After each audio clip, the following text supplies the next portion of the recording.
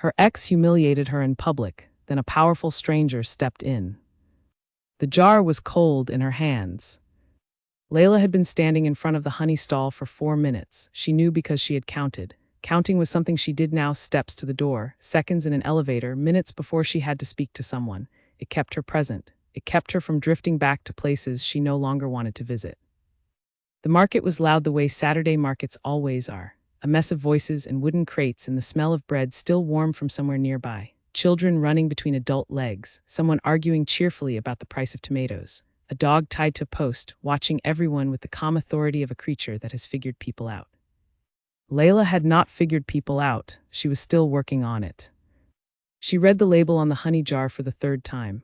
Wildflower, raw, unfiltered, $8.50. She did not need honey. She had a half-full jar at home that had been sitting on her counter since the winter, but her hands had reached for this one anyway, and now she was committed to the performance of deciding. That was the word she kept coming back to lately, performance. For 2 years she had performed being fine, performed being easy to be around, performed not minding things that she minded very much. And 3 weeks ago, when it was finally over, she had told herself she would stop performing. She would just be Layla, whoever that was now. She had come to the market because it was the thing to do on a Saturday, not because she felt ready, not because anyone had told her it would be healing or good or some other word people used when they did not know what else to say. She had come because Daniel used to tell her that she relied on staying home too much, that she hid from life, that she was not the kind of person who went out and grabbed things. So she had grabbed her keys, her canvas bag, and a stubbornness she was still learning to trust, and she had driven here. This had been their market. She knew that going in. She had walked the same path they used to walk together, past the flower stall where he always said the prices were a robbery, past the bread stand where she always bought the sourdough loaf he pretended not to like but ate half of before they got home. She had walked the whole route alone, and it had not been as terrible as she expected. A little hollow, a little quiet inside, but not terrible. She was choosing to call that progress. The honey lady behind the stall was watching her with the practiced patience of someone who had seen many people overthink small purchases. She had a kind face, round and brown, with silver rings on 4 fingers. She did not rush Layla. That alone was enough to make Layla feel something warm toward her.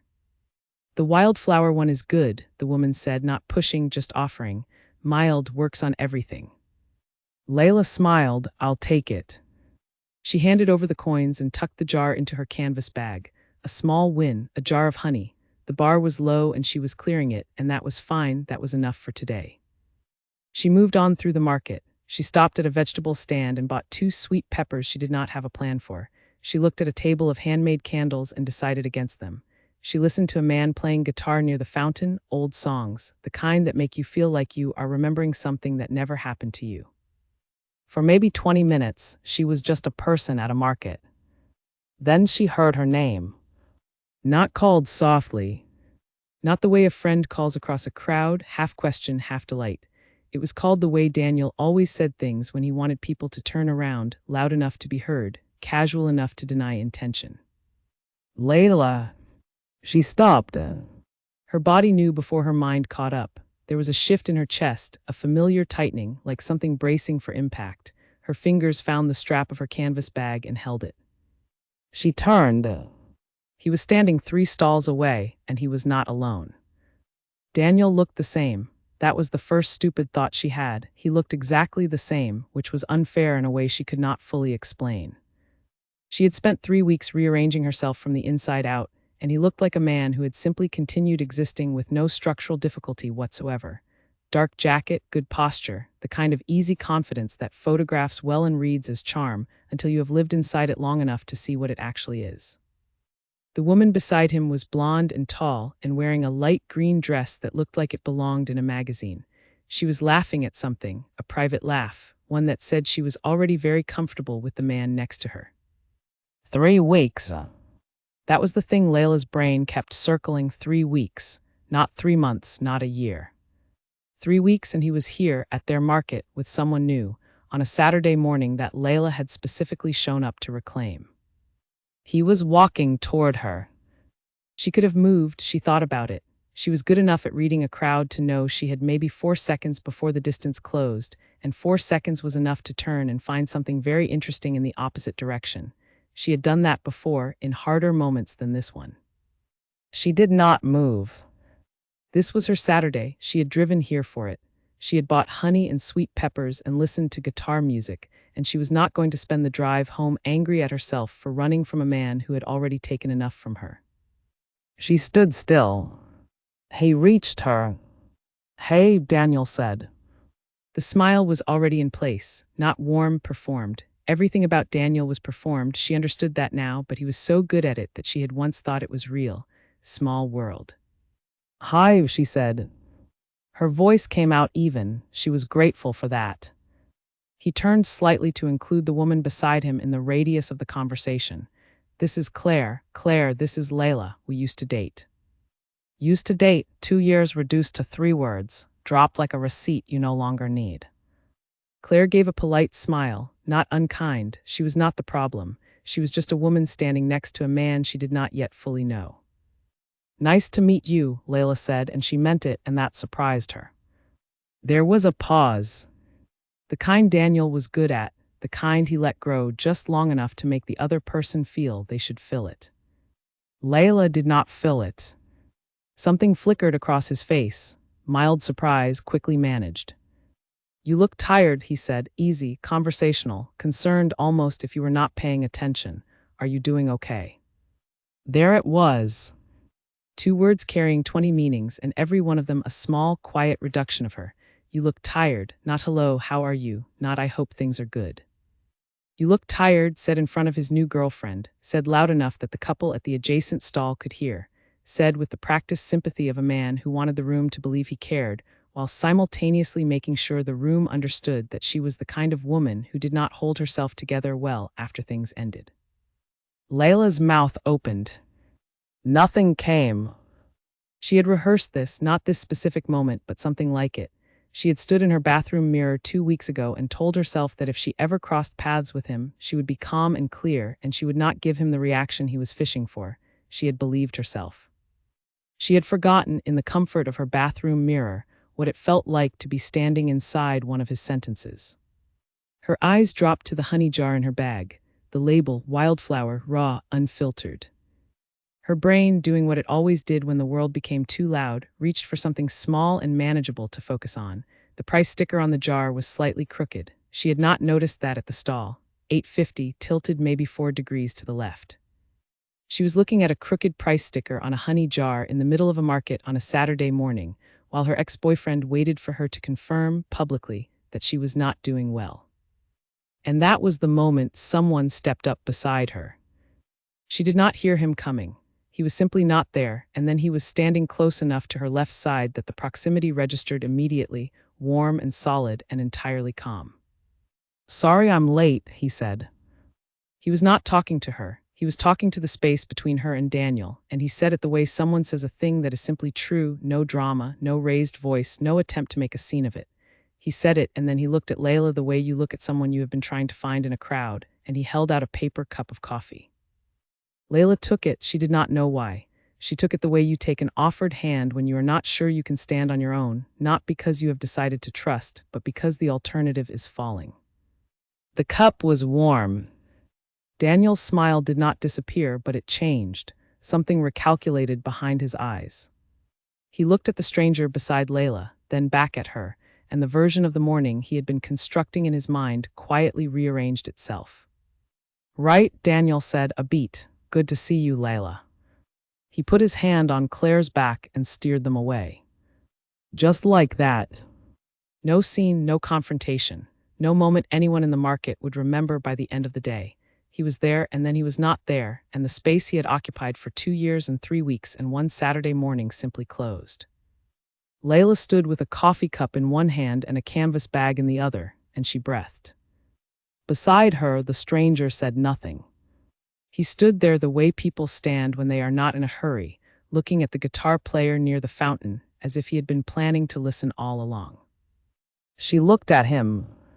He was tall, not in a way that announced itself, just present, the way a doorway is present. He was wearing a plain dark shirt and the kind of calm that does not come from having an easy life. His face was not remarkable in the way magazine faces are remarkable. It was the face of someone who had been through things and had come to an honest arrangement with them. She realized she had been holding her breath. She let it out. Thank you, she said. He looked at her then, and his eyes were steady, not searching, not performing sympathy, just looking like she was a person worth looking at directly. He does that to feel big, he said simply. Men like that always need an audience. She did not answer. She did not need to. She stood there in the noise and movement of the Saturday market, holding a warm cup of coffee she had not paid for, and she felt something shift, not break, not heal, just shift, the way furniture shifts when you move a window and the light comes in from a different angle. She did not know his name yet. She did not know anything about him yet. But the day, which had been carefully constructed around the task of being fine, had just become something else entirely, something she did not have a word for yet. She was not sure she needed one. Daniel had chosen the market on purpose. She knew that now, standing in the quiet between the guitar music and the crowd noise, turning the thought over the way you turn a stone to see what lives underneath. He had not stumbled into this Saturday morning. Daniel did not stumble into anything. He planned his entrances the way architects plan load-bearing walls, carefully, deliberately, knowing exactly which structure he wanted to hold up. She had been the structure, once. The thing that held the shape of his life without anyone noticing she was the one doing the work. She stopped that thought before it could go further. This was not the time to pull at old threads. She was standing at a farmer's market on a Saturday morning with a cup of coffee that belonged to a stranger, and she needed to be here, in this moment, rather than 3 years back in a kitchen that no longer had her name on it. The stranger was still beside her. He had not asked for anything, had not introduced himself with the energy of a person who expected something in return. He was watching the guitar player the way people watch something that is simply pleasant, without analysis, without agenda. She studied him sideways, the way you study something when you do not want to be caught looking. He was maybe 35, maybe a few years more, the kind of age that sits differently on different people. On some it looks like weight, on this man it looked like settled ground.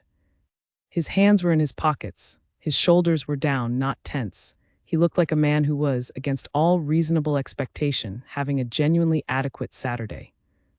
"Did you know him?" she asked. The question came out before she could think better of it. He turned to look at her. "No." "Then why did you?" "Because you were about to say something you would regret," he said, not unkindly, factually, and he was going to use it. She opened her mouth, closed it. That was, she realized, exactly what had been happening.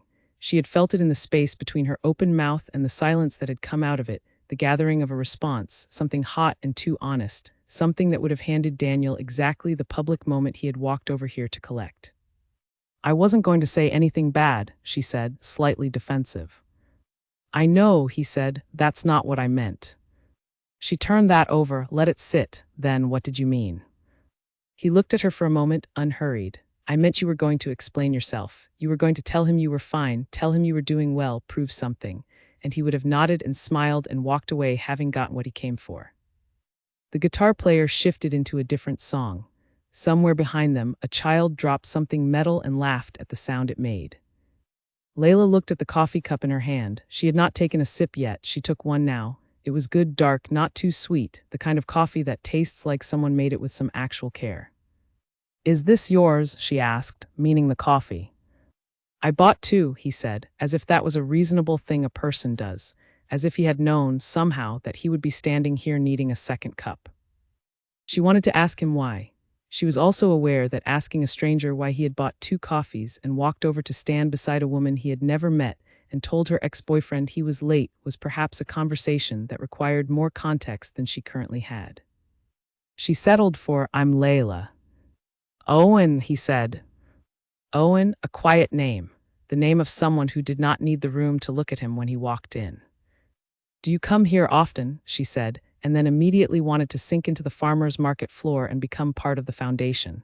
"Sorry." That was a terrible thing to say. Something at the corner of his mouth moved, not quite a smile, the precursor to one. "Sometimes," he said, "you." "It used to be a regular thing," she said. Then, because honesty had been getting easier lately, even when it was uncomfortable, "I hadn't been in a while, came back today." He nodded, did not push, did not ask the follow-up question that 100 other people would have asked. "Why did you stop? What happened? Was that him?" He simply nodded, the way someone nods when they understand the shape of a thing without needing to be told the dimensions. She exhaled. It was strange, she thought, how much she had been holding in her shoulders. She had not noticed how high they were until they came down. They moved without either of them saying anything about moving, away from the honey stall and toward the wider path that ran through the center of the market. It was not a walk toward anything in particular. It was a walk the way walking sometimes is, just the body needing to be in motion to help the mind settle. She told him about the honey jar, not because it was interesting, but because it was the safest nearby thing to talk about, and talking felt better right now than silence. $8.50, she said. I almost didn't buy it, I have honey at home. Then why did you? It felt like a decision I could make, she said, and then she laughed just briefly because the honesty of that came out more clearly than she had intended. I've been making small decisions lately, purposely. Just to remind myself that I'm capable of making them.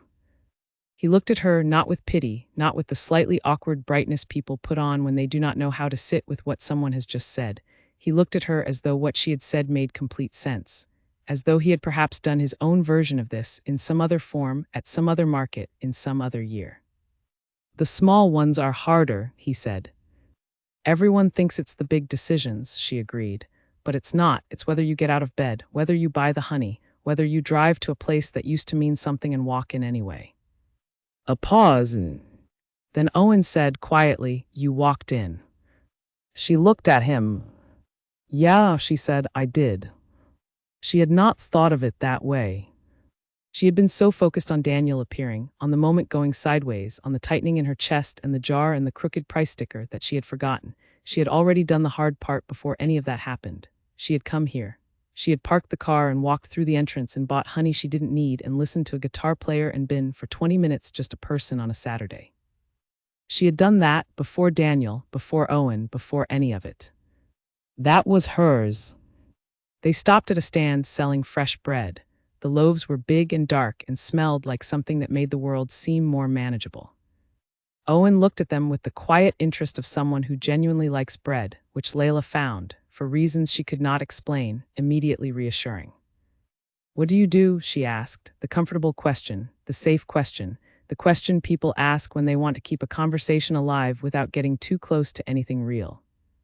Construction management, he said, buildings mostly, some renovation work. You build things. I make sure things that are supposed to hold up actually hold up, he said. There was no pride in his voice, just the plain description of a man who takes his work seriously without needing applause for it. She thought about that. A man who makes sure things that are supposed to hold up actually hold up. She bought a loaf of bread she also did not need, and he did not comment on this, which she appreciated. They kept walking, the market stretched on around them, the color of it, the noise, the ordinary beautiful mess of people choosing things on a Saturday. She had forgotten somehow how much life happened in these spaces, how much of it continued regardless of what was falling apart in any particular person. Daniel had made her feel for a long time that the world watched her, that her failures were noted, that her edges were too rough and her emotions too large and her need for quiet too inconvenient. He had not said these things directly, that was never his way. He had said them in the space between sentences, in the slight pause before agreement, in the way he looked at her when she said something he found to be too much. She had started editing herself in response, trimming, smoothing, taking up less. Walking beside Owen, who had not asked her to be anything in particular, who had stood beside her in a hard moment without making it about himself, she was aware of how much energy that editing had required. She was very tired of being edited. He called you tired, Owen said. Not out of nowhere, she had a feeling he had been thinking about it too, turning it over the way she had. Yes. Are you? She thought about it honestly, some days, not today. He nodded. He said it in front of everyone, she said. That's what he does. He wraps the cruelty inside concern, so if you call it out, you look like the one who's being difficult, because all he said was that he was worried about you. Owen was quiet for a moment. Then, how long did it take you to see that? Longer than I'd like to admit, she said, and then, because it was the truth and she was done performing, 2 years. He did not react with horror or sympathy or any of the things that would have made her feel reduced. He just looked ahead and said, it usually does. Not because you are weak, not because you should have known better, just it usually does. As though this was a known thing, a human thing, a thing that happened to people who were not broken, just trusting. She had needed to hear that for 3 weeks. She had not known she needed to hear it until it was said. They stopped near the fountain where the guitar player was. The musician had shifted to something slower now, the kind of melody that has no sharp edges. People sat on the surrounding benches, eating and talking and not rushing to be anywhere. Layla sat down on one end of an empty bench. Owen sat on the other end. The distance between them was respectful, the kind of distance that says I am not asking for anything, that says you are safe here, that says this can be whatever it needs to be. She watched the guitarist's hands. Beside her, Owen drank the rest of his coffee.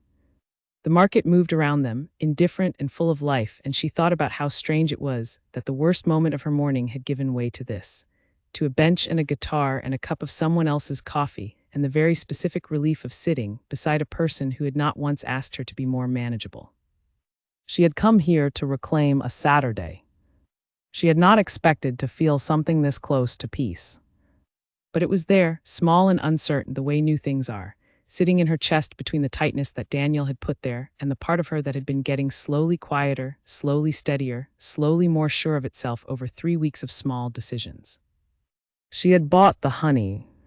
She had walked in. And now she was sitting beside a man named Owen, in a market that used to belong to someone else, on a Saturday that was becoming, minute by minute, entirely her own. The bench was not particularly comfortable.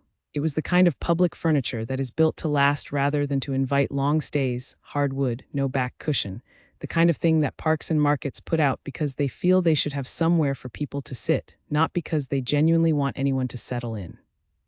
Layla had been sitting on it for close to 20 minutes and had not noticed the discomfort until now. That was either a sign that she was more at ease than she had been all morning, or a sign that she had spent enough of her life ignoring physical discomfort that her body had simply stopped reporting it. She chose to believe the first option, small decisions. Owen had finished his coffee. He was holding the empty cup loosely, elbows on his knees, watching the market the way a person watches a fire, not searching it for anything, just letting it be something to look at while the mind did other things. She had told him more than she intended to. Not everything. She was not someone who spilled everything, not anymore, maybe not ever, but enough. Enough that he now knew the shape of the last 2 years without knowing every detail. She felt strangely all right about that. There was something about the way he listened. He did not lean forward with the body language of someone collecting information. He did not nod repeatedly in the way that signals someone is waiting for their turn to speak. He just listened, the way the ocean listens, fully, without reaction, holding whatever you put into it. She had told him about the editing. He had not said the things people usually say. He had not told her she deserved better, which she knew but which always felt hollow coming from someone who did not know her. He had not told her to focus on herself, which was advice she had heard so many times it had lost all meaning. He had said, after a moment of actual quiet, it's a strange thing to get back. The habit of saying what you actually think. And she had looked at him and said, how do you know that? And he had looked back at her and said, because I had to do it too. No further explanation, no backstory offered, just the plain acknowledgement that he was a person who had also, at some point, been in the process of recovering something, that he understood the specific work of it, not from theory, from having done it. She had wanted to ask him more, she had not asked him more. She had let it sit, the way he had let her things sit, and they had both turned back to the guitar player and the market and the ordinary Saturday moving around them. Now the guitar player was packing up his case, latching it closed with the efficient movements of someone who has done this hundreds of times, slipping the strap of the case over one shoulder, tucking the tip jar under one arm, giving the fountain a brief nod, as if saying goodbye to a colleague. He was good, Layla said. Solid changes, Owen said. He knew when not to be complicated. She looked at him. Is that how you think about music? It's how I think about most things. She laughed. It came out before she could catch it, a real laugh, the kind that doesn't care how it sounds. It was the first time she had laughed today, and the sound of it surprised her slightly, the way your own voice surprises you sometimes when you hear it recorded. Owen looked at her when she laughed, not making a thing of it, just noticing. She pulled the honey jar out of her canvas bag and set it on the bench between them. The morning light hit the glass and turned the honey inside to something close to amber, warm and thick and slow. Wild flower, she said. Raw, he said, reading the label. Unfiltered. A beet. Good name for a person, he said. She felt something move in her chest. She ignored it in the way you ignore the first crocus of spring, not because it isn't there, but because it's too early to make anything of it. You just note it, you let it be. The market was beginning to shift into its afternoon mode. The morning rush was thinning. Stalls were running lower on stock. A few vendors were already counting out their cash boxes with the satisfied manner of people who had sold enough. The energy was different, less urgent, more settled. Layla picked up the honey jar and put it back in her bag. I should probably get going, she said. It was not a retreat. She wanted to be clear about that, at least to herself. It was just true. She had things to do, and staying on an uncomfortable bench indefinitely simply because she was afraid of what it would feel like to walk away from something that had unexpectedly helped her was not a decision she wanted to make. She was making better decisions now. Yeah, Owen said. He did not protest, did not say stay a little longer with the energy of someone afraid to lose something. He just said yeah, easy and uncomplicated, and straightened up from his elbows on knees posture. They both stood. Standing, she was reminded of how tall he was, not imposingly so, just solid, present. Thank you, she said, for before you didn't have to do that. He looked at her for a moment, the steady look again, the one that did not perform concern but simply delivered it. I wanted to, he said, there's a difference. She knew there was. She had spent 2 years learning that distinction from the wrong side of it, kindness performed for an audience versus kindness, given because the person in front of you simply warranted it. She knew very well what each felt like. She held out her hand. It was a slightly formal gesture, and she knew it, and she did it anyway. He shook it. His grip was what she expected, firm, brief, honest. Owen, she said, as if relearning it. Layla, he said. And the way he said her name, level, no flourish, as though it was a name worth remembering accurately, made her feel, in a small but notable way, like herself. She picked up her canvas bag, the loaf of bread, the sweet peppers, the honey she didn't need, everything slightly heavier than when she arrived in the ways that mattered. She walked through the market, past the flower stall, past the bread stand, past the place where Daniel had stood 20 minutes ago with his performance of concern and his architecture of small cruelties. She walked past all of it without stopping, without looking back, without any ceremony at all. She pushed through the exit and stepped out into the open air. The parking lot was warm. The sun had climbed while she was inside. She found her car and unlocked it and put the canvas bag carefully on the passenger seat and got in and closed the door. She sat. She did not start the engine. Quiet of the car was its own kind of place.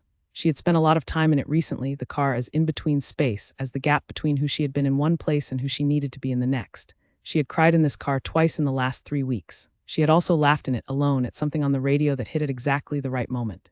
She had sat in silence in it, just like this, just breathing, working out whether she was ready for whatever was on the other side of the door. She was not crying now. She looked at the canvas bag on the passenger seat. The loaf of bread, the sweet peppers she had no plan for, the honey she already had at home. Everything she had bought for no practical reason, beyond the simple fact of choosing. Owen had not asked for her number, she had not offered it. The encounter had been what it was, a moment, complete in itself, offered freely and received the same way. She did not know if she would ever see him again. The market was not small, but the city was large, and life was not a story that neatly arranged its elements for your convenience.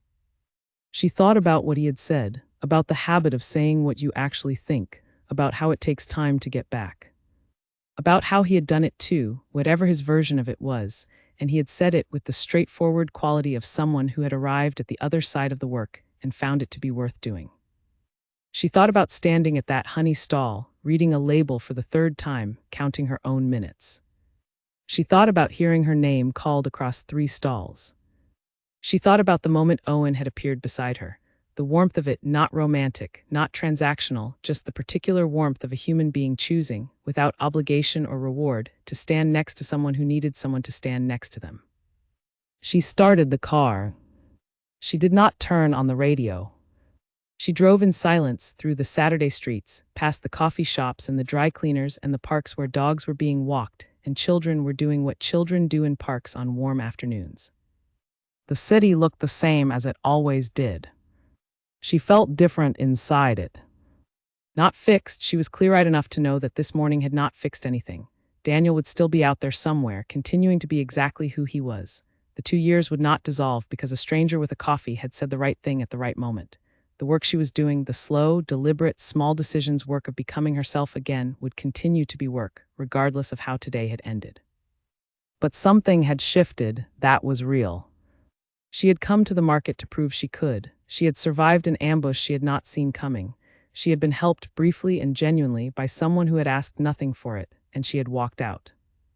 That was the morning. That was what it had been. She turned onto her street, pulled into her space, sat for one more moment. Then she got out, lifted the canvas bag from the passenger seat, walked to her door, unlocked it, and stepped inside. The apartment was quiet and it was hers. Light came in through the front window at the angle it always did on Saturday afternoons. The half-full honey jar was on the counter, right where she had left it. She put the new jar beside it. 2 jars of honey, neither of them necessary, both of them chosen. She put the bread on the cutting board and cut a thick slice. She did not have a plan for the sweet peppers, but she put them in a bowl and put the bowl on the counter where she could see them.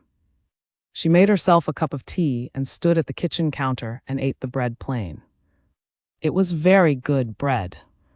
The afternoon opened up ahead of her. Hours of it, quiet, ordinary hours with no particular demand on them. She could read, she could call her sister, she could sit on her balcony and watch the street below. She could do nothing.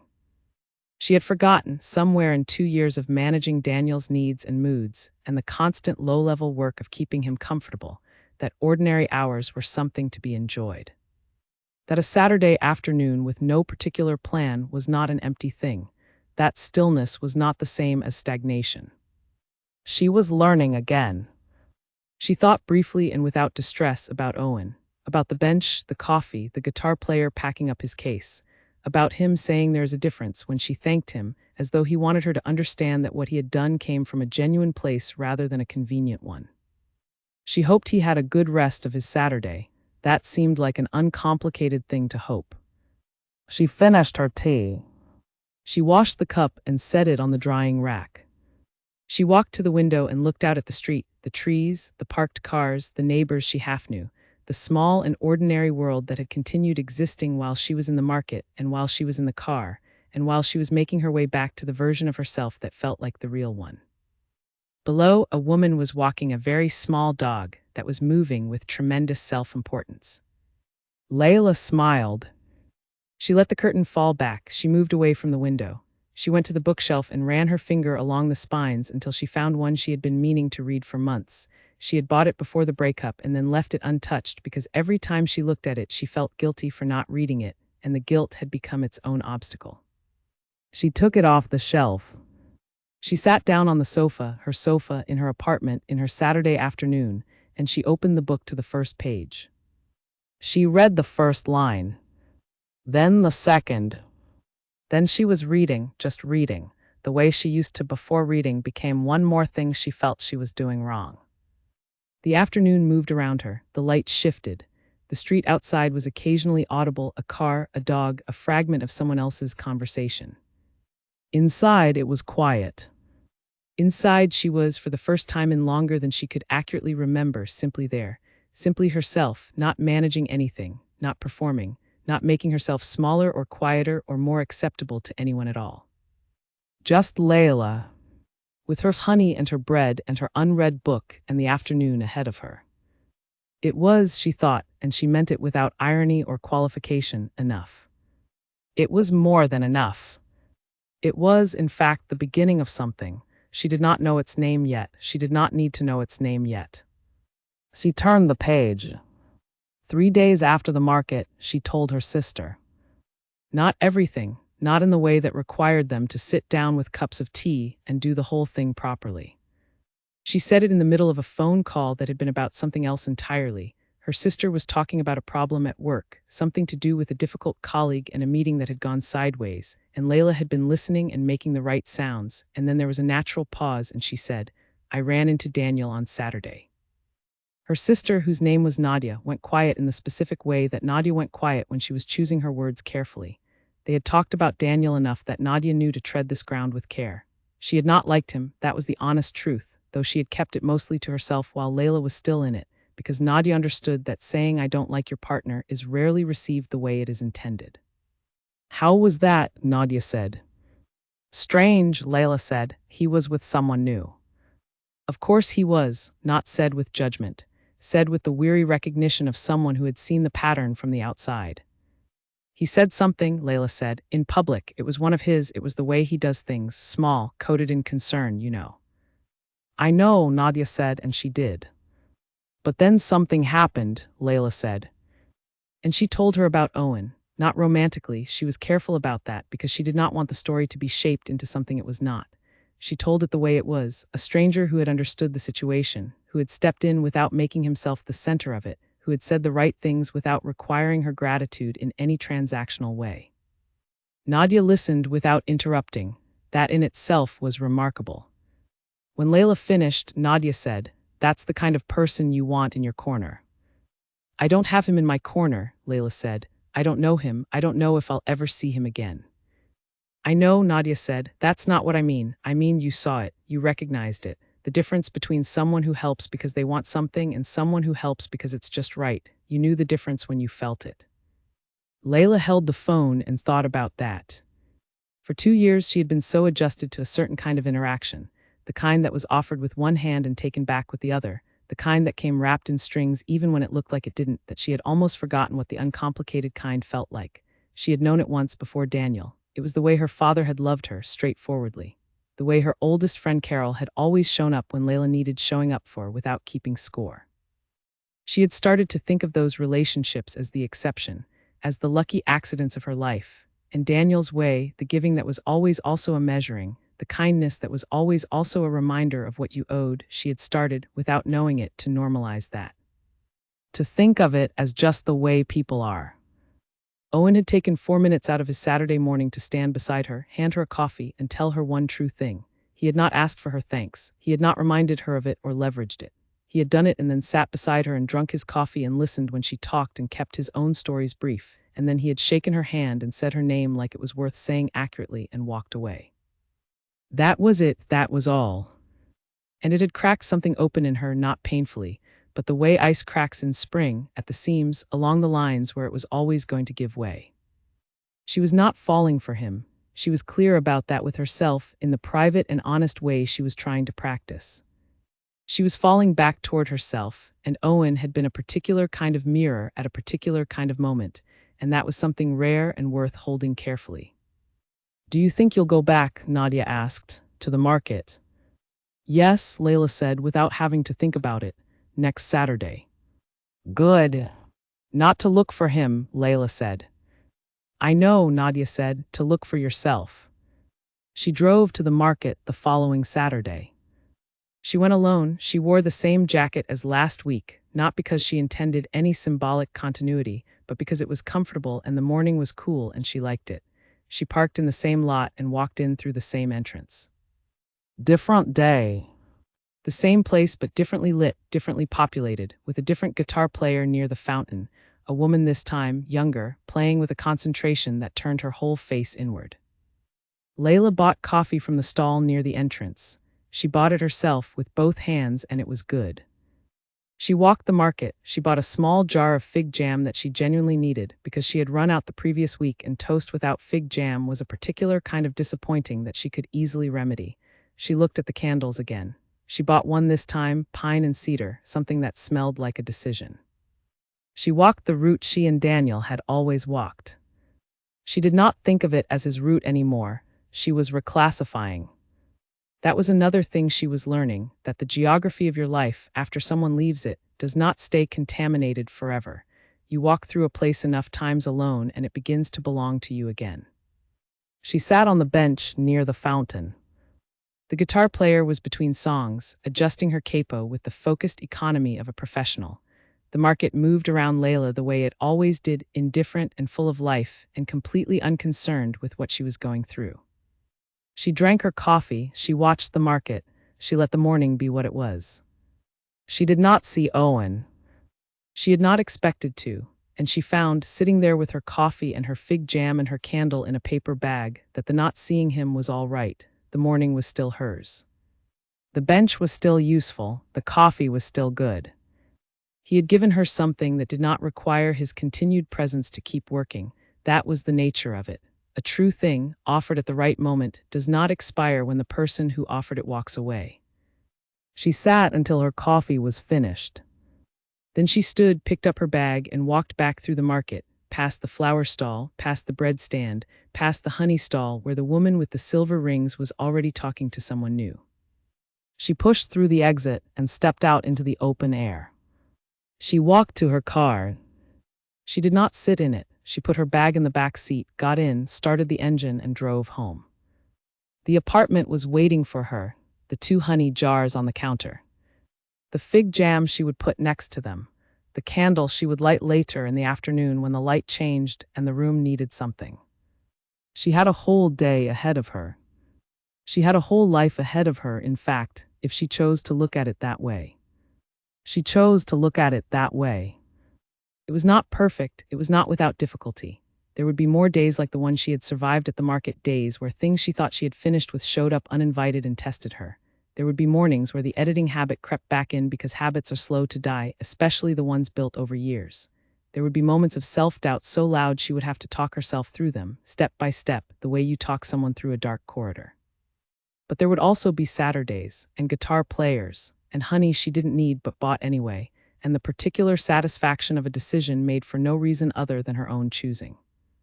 And somewhere in the city, going about his own life, was a man named Owen who had stood beside her when it mattered and had not asked for anything in return, and she held that with the careful warmth of something that had been genuinely good.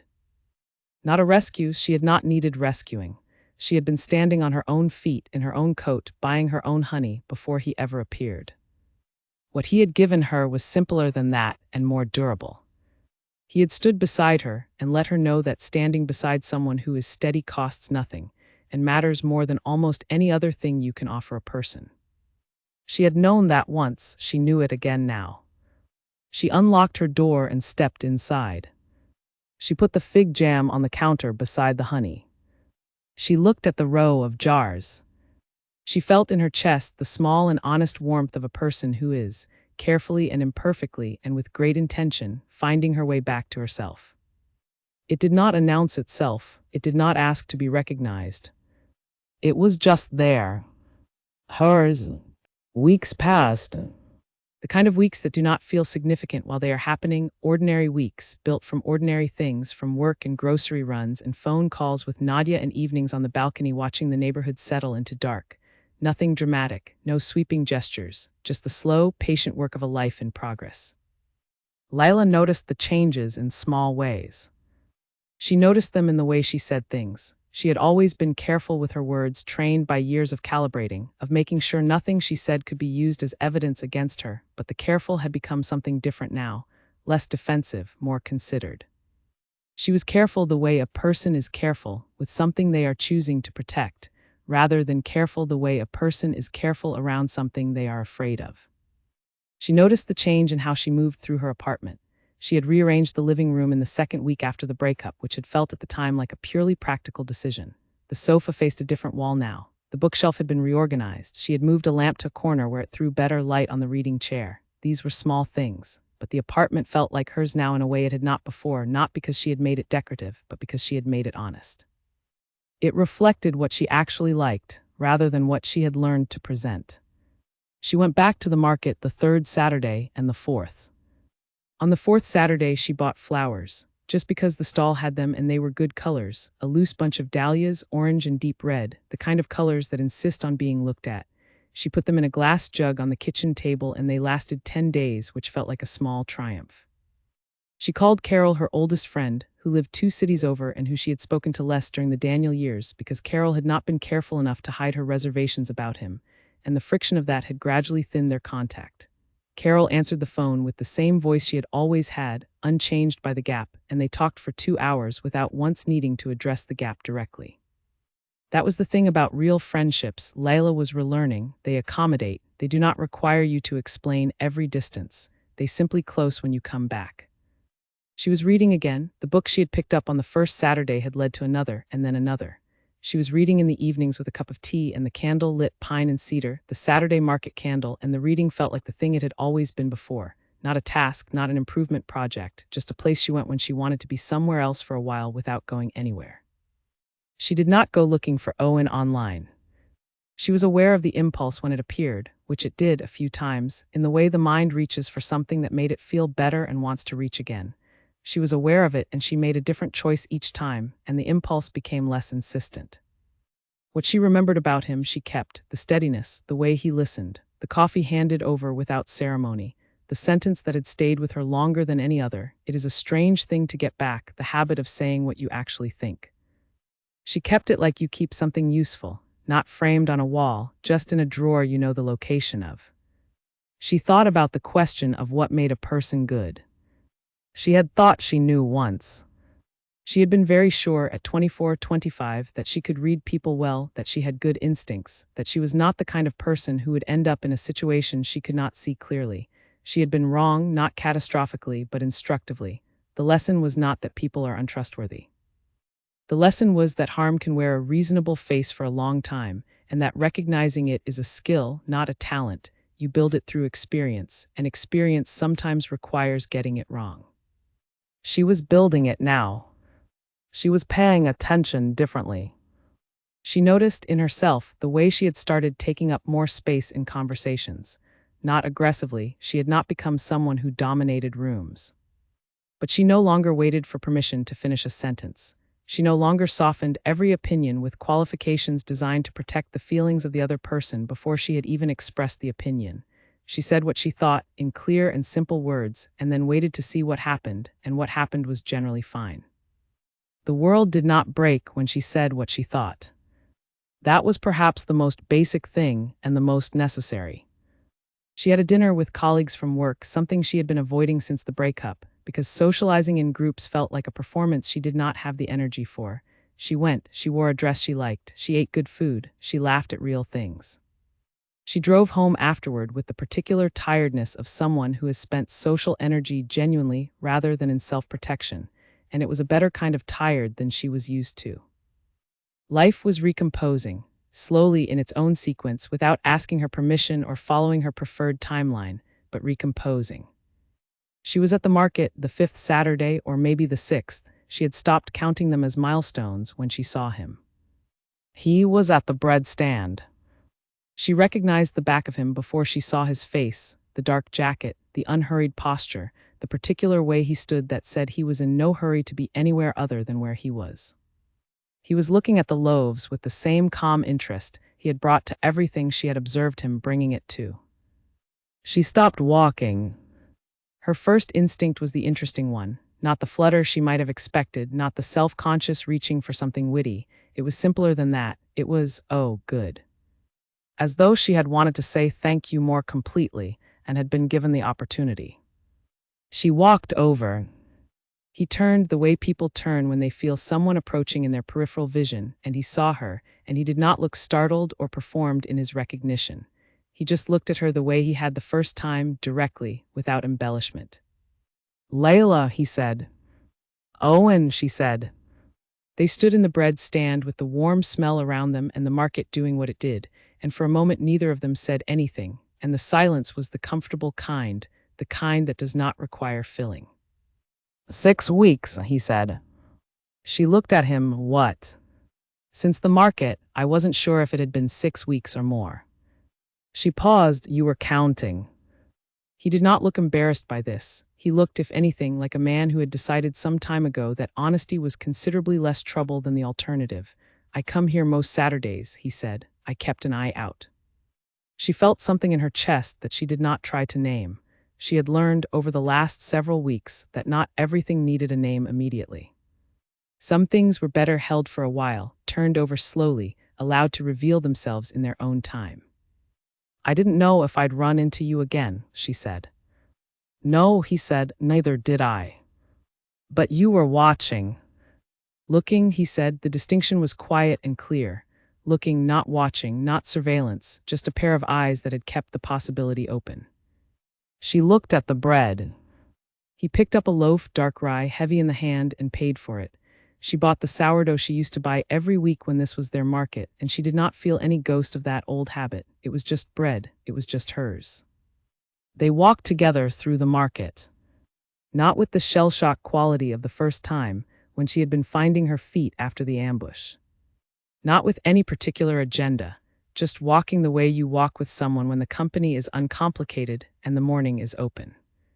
She told him about the weeks. Not everything, she was still not someone who poured everything out, but the shape of it, the rearranged living room, the phone call with Carol, the reading, the slow, imperfect work of reclaiming ordinary things. He listened, he asked questions that were good ones, not probing, not digging, just the questions of someone who is genuinely interested in what happens when a person decides to choose themselves. He told her things too. A project he was working on, an old building in the east of the city that was being restored rather than demolished, and the particular satisfaction he found in restoration work. He said it was a different kind of thinking than building new. You had to understand what the original intention was. You had to work with what was already there, even the parts that were damaged. She thought privately that this was a rich description coming from him on this specific Saturday in this particular sequence of things. She did not say that out loud, but she held it. They stopped at the fountain. The bench was occupied today, a family, 3 children and 2 adults, the comfortable chaos of a family sharing food on a Saturday. They stood instead, looking at the water, and it was fine. The bench was not the point. She looked at him. He was exactly as she remembered him, the same unhurried quality, the same steadiness.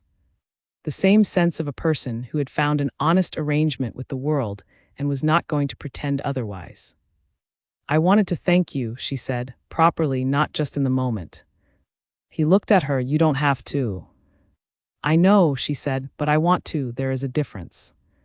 His mouth did the thing it had done the first time, the precursor to a smile, the almost smile, the thing that arrived on his face like a quiet acknowledgement.